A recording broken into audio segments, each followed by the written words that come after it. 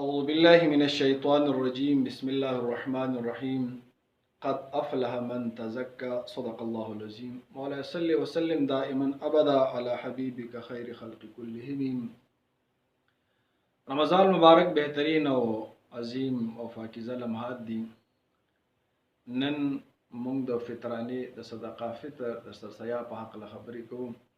اگر چې سرسیا دا د اختر د ورځې د طلوع فجر نه پس چې کوم دی هغه واجبېږي، او زموږ مسلمانان اکثر دا مخکې ادا کوي، نو مخکې هم ادا کولی شي په رمضان مبارک کې په هر وخت کې دا ورکولی شي. خو فضیلت یې دا دی چې د اختر مونځ د تګ نه مخکې دا ادا کړی شي، او دې فرضیت هم د اختر په ورځ باندې کېږي. بهرحال دا واجب ده.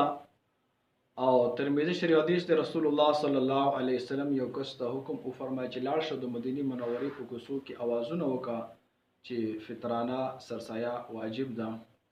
او ابو داود شریف حدیث د عبد الله ابن عباس رضی الله تعالی عنہ روایت کې رسول الله صلی الله علیه وسلم فرمایي دا سرسایه فطرانه دا پروژه کې د لغو او بهوده خبرو کفاره ګرځي، او د مسکینانو د پاره یو طعام دی، او دا وی سره یو صله رحمی ده، یو د هغوی پرورش دی. او کنز العمال کې حدیث شریف دی رسول الله صلی الله علیه وسلم فرمایي وي فطرانه سرسایه چې ادا نکړي شي نو روجي ځمکې او اسمان منځ کې معلق وي. دا یو واجب عمل دی، او په هر مسلمان صاحب نصاب باندې چې هغه مالدار وي په هغې باندې دا فرض دی. څوک چې زکات ورکوي، چا باندې چې زکات فرض وي نو په هغه باندې سرسایه ورکول هم فرض. زموږ معاشره کې اکثر خلک زکات نه غافل دي، خو سرسایه غریبانان هم ورکوي، او غریب باندې سرسایه ورکول لازم واجب نه دي. نو دا به خپل هم ادا کی، او کوم چې د نابالغ بال بچ دی نو د هغې سرسایه هم په دې باندې ده. ښځه او د هغه بالغ بچی دي نو هغه به د خپل طرف نه ورکوي. ها که څوک مشترکه نظام وي او کورنۍ سیستم وي، هغې ټول یو کس ادا کوي او د هغې رضامندي وي نو هم ورکولی شي.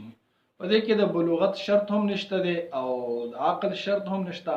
که لیونی صاحب د نصاب نو هم سرسایه به ورکوي، او که د چا بچی لیونی وي نو پلار باندې لازم دی چې هغه د هغه سرسایه ورکړي. او سرسایه مقدار چې کوم دی غنمو نه هغه نصف ساعه دی. نصف ساعه تقریبا څه د پاسه 2 کیلو جوړیږي، څه ګرامونه د پاسه. او وربشي، قجوري او کشمش دا ورسا دی، دا 4 کیلو څه د پاسه جوړیږي.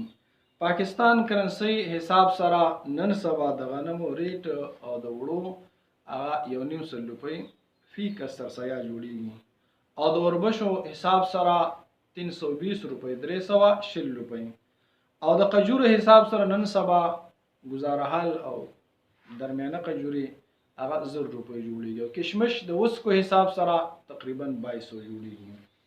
اوس دا هغه کس د پر چې پاکستان کې اوسېږي.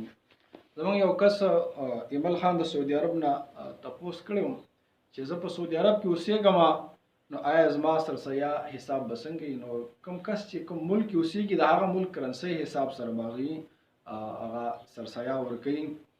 او که د هغه نابالغ بچي وي، او اگر چې بچی په پاکستان کې وي خو سرسایه په هغه باندې لازم ده، نو د خپل ځان او د نابالغ بچو سرسایه به د هغې ملک کرنسۍ مطابق ادا کوي. او کومه چې بیبي ده، ښځې ده او بالغ بچی دي نو هغې حساب به د پاکستان په کرنسۍ کې لګوي. نو لہذا کوم چې دیار غیر کې نور ملکونو کې زمونږ ورونه مسلمانان آباد دي، د پاکستانیان دي، هغې به د هغې ملک کرنسۍ حساب سره سرسایه ورکوي، او د خپل نابالغ بچو سرسایه به هم د هغې ملک په حساب سره، او بالغ بچي او ښځه دا به دې که دلته وي پاکستان کې هغوی رهایشي نو دلته به ورکوي.